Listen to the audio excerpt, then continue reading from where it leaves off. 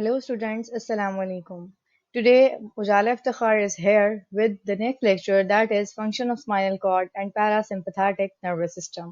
Students आज जो है वो हम CNS के second part यानी last जो lecture था वो मैंने brain के बारे में discuss किया था. अब आज जो है मैं discuss करने जा रही हूँ spinal cord के बारे में. First of all, let us start with the introduction of spinal cord. कि spinal cord होती क्या है और इसका body भी क्या function हो सकता है. About 100 million neurons and even more neuroglia comprises the spinal cord.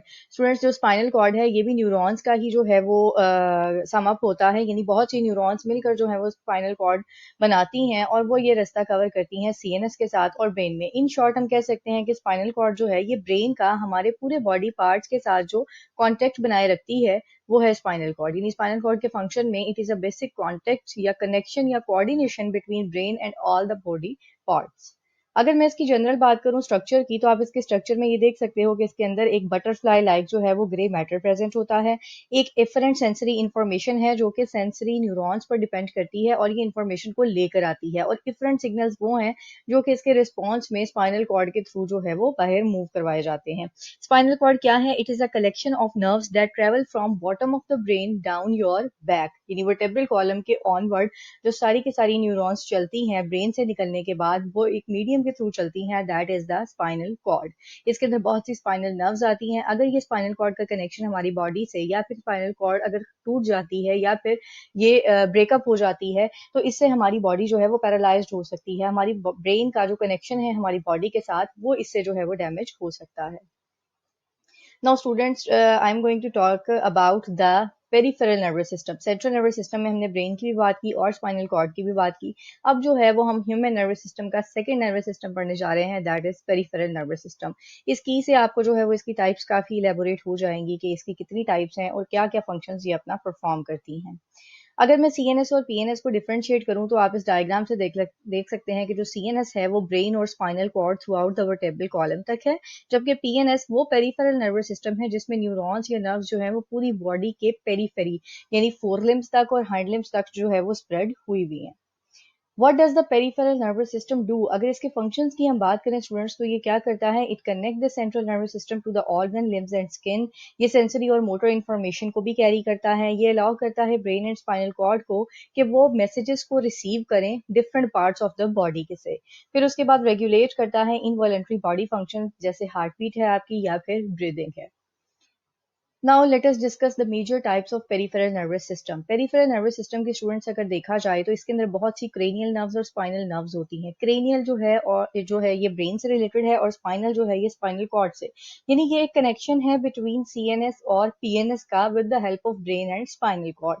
अगर मैं इसमें कुछ नर्व फाइबर्स या न्यूरॉन्स की बात करूं तो स्टूडेंट्स दो तरह की हैं, सेंसरी और मोटर. सेंसरी को एफरेंट कहा क्योंकि ये मैसेजेस को लेकर आती हैं और मोटर को इसलिए कहा क्योंकि ये मैसेजेस को लेकर जाती हैं. फिर उसके बाद अगर मैं मोटर की बात करूं तो ये भी टू टाइप्स हैं. एक वो विच आर वॉलंटरी जो हमारे कंट्रोल में है, that is about somatic nervous system. और एक वो जो इनवॉलंटरी है हमारे कंट्रोल में नहीं है उनको वो आएगी ऑटोनोमिक नर्वस सिस्टम में. सोमेटिक में क्योंकि स्केलेटल मसल्स हैं इसलिए हमने उसको कहा कि वो वॉलंटरी हैं, और ऑटोनोमिक में क्योंकि वो इनवॉलंटरी हैं और उनकी डायरेक्शन जो है वो कार्डियक मसल्स और स्मूथ मसल्स या ग्लैंड्स के साथ होती है, इसीलिए उनको कहा कि वो इनवॉलंटरी हैं. ऑटोनॉमिक की बेसिस पर जो है वो दो तरह के रिस्पॉन्सेज दिए जाते हैं, एक सिंपैथेटिक डिवीजन है और दूसरी पैरासिम्पैथेटिक डिवीजन है. आपको इस पूरी की पूरी की से जो है वो इनके functions each and every part के काफी अच्छे से जो है वो इलेबोरेट हो जाएंगे. अब हम आगे बात करेंगे कुछ फंक्शंस की, दैट इज पैरासिम्पैथेटिक और सिंपैथेटिक. यानी इन दोनों कंडीशंस में हमारी बॉडी में किन किन पार्ट्स में चेंजेस आएंगी वो आप इस डायग्राम में जो है वो इजीली ऑब्जर्व कर सकते हो. Now moving forward towards the cranial and spinal nerves. अगर स्टूडेंट्स मैं बात करूं कि 12 पेयर्स होते हैं सेरिब्रल या क्रेनियल नर्व्स के हमारी बॉडी के अंदर.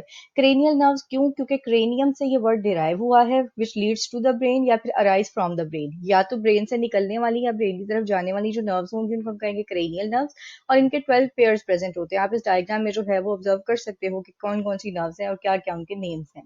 तीन तरह की बेसिक है, सेंसरी है, मोटर है और मिक्स्ड है. इन्हीं की बेसिस पर इनको 12 पेयर्स में डिवाइड आउट किया हुआ है. फिर उसके बाद स्पाइनल नर्व्स हैं. स्पाइनल नर्व्स जो है स्टूडेंट्स ये वो जो स्पाइनल कॉर्ड से रिलेटेड होंगी. इनके 31 पेयर्स हैं जो स्पाइनल कॉर्ड से अराइज भी होते हैं या फिर स्पाइनल कॉर्ड की तरफ जाते भी हैं. Now let us discuss some nervous disorders. कौन कौन से ऐसे डिसऑर्डर्स हैं जो न्यूरॉन्स की वजह से हो सकते हैं? इनमें मेजर जो है वो है पार्किंसन डिजीज, एपिलेप्सी है और अल्जाइमर डिसीज है। वन बाय वन मैं इनकी डिटेल आपके साथ डिस्कस करूंगी अगर मैं फर्स्ट पर डिस्कस करूं पार्किंसन डिजीज को स्टूडेंट्स, तो आप इसकी सिम्टम्स देख सकते हो कि इस ये ज्यादातर जो है वो ओल्ड एज में होती है। और ओल्ड एज में क्या क्या होता है कि आपकी जो ट्रंक का पोर्शन है, जो चेस्ट कैविटी में आपकी ट्रंक प्रेजेंट है, ये बेंट हो जाती है। बेंट होने के साथ साथ हाथ और बाजू जो है वो स्विंगिंग यानी शिवरिंग में चले जाते हैं, वो कब कभी सी उनमें लग जाती है, वो एक जगह पर स्टिल जो है वो नहीं रह सकते। आप इसके सिम्टम्स जो है वो यहाँ पर ऑब्जर्व कर सकते हैं। अब इसके कॉजेज क्या क्या हो सकते हैं? साइंटिफिकली ये प्रूव हुआ कि एक हेल्दी पेशेंट के अंदर डोपामीन जो है, जब एक साइनेप्स पर से ट्रांसमीटर के न्यूरो ट्रांसमीटर्स के थ्रू जो है वो मैसेज पास आउट होना होता है, तो डोपामीन अपना फंक्शन परफॉर्म करता है।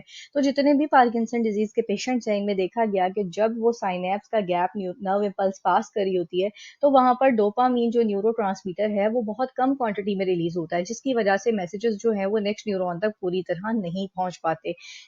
It may result in brain trauma, तो इससे जो है वो ब्रेन ट्रॉमा भी कॉज हो सकता है। इसकी ट्रीटमेंट के लिए जो है वो एल डोपामीन या फिर जीडीएनएफ की एक ट्रीटमेंट है, जो कि अभी तक मंकीज और रैट्स पर अप्लाई की गई है। इन पर जो है ये सक्सेसफुल रही है और वेरी होप कि इन नियर फ्यूचर जो है वो हम इसको ह्यूमन बींग्स के लिए भी यूज कर सकते हैं। Now second one is the epilepsy. Epilepsy की जो डिजीज है स्टूडेंट्स, वो बिफोर द एज ऑफ 30 यानी 30 ईयर्स से पहले पहले जो डिजीज होती है, इसकी सिम्टम्स आप यहाँ पर देख सकते हैं। इसके लिए जो ट्रीटमेंट इस्तेमाल की गई है उसमें डिफरेंट जो है वो डीबीएस टेक्निक इस्तेमाल की गई है। फिर एंटी एपिलेप्टिक ड्रग्स जो है वो यूज की जा चुकी हैं। सर्जरी के थ्रू जो है वो इसका क्योर किया जा सकता है और डाइट प्लान जो है वो उसको फॉलो करते हुए इस बीमारी से बचा जा सकता है। Now the third one is Alzheimer disease. आप इस डायग्राम से देख सकते हो कि it relates with the memory loss. इसके अंदर जी स्टूडेंट्स, जो मेमोरी है वो एक जो है पर्सन उसकी लॉस हो जाती है, इसको रिलेट किया जाता है डिमेंशिया के साथ, which is also a memory loss. और ये होता क्यों है? कहा जाता है कि ये जेनेटिकली डिसऑर्डर है, जो कि हाई लेवल ऑफ एल्यूमिनियम जो है उसकी वजह से ये कॉज हो सकता है। इसके जनरल जो है वो यहाँ पर सिम्टम्स के और एंड कॉजेज जो है वो आपको दिखाए हुए हैं। इन द लास्ट में बात करूंगी effect of drugs on coordination, यानी हम जो मेडिकेशन करते हैं उसका कोऑर्डिनेशन पर क्या इफेक्ट होता है। सबसे हाई इफेक्ट जो है स्टूडेंट्स निकोटीन का डिस्कस किया गया है, जिसमें अपसेट करती है ये स्टमक को, डिजीनेस कॉज करती है, डायरिया भी हो सकता है, हेडेक भी हो सकता है। इसीलिए कहा जाता है कि जो एंटीबायोटिक्स हैं उनका इंटेक बॉडी के अंदर बहुत कम कर देना चाहिए, क्योंकि हमारी बॉडी उसके लिए जो है वो यूज टू नहीं है। अब निकोटीन का जो एक्शन है वो सीएनएस और पीएनएस दोनों पर होता है। ये इफेक्ट करती है पोस्ट साइनेप्टिक मेम्ब्रेन को, हार्ट बीट को इंक्रीज करती है और ब्लड प्रेशर को भी इफेक्ट करती है। इसके साथ साथ ये एसिटाइल कोलीन का जो निकोटीन रिसेप्टर्स पर इफेक्ट है उसको भी जो है ये मिनिमाइज कर देती है। स्टूडेंट्स, आज का लेक्चर होप सो आपको समझ आ गया होगा। If you have any confusion regarding my today's lecture, you can easily ask me in comments. Thank you.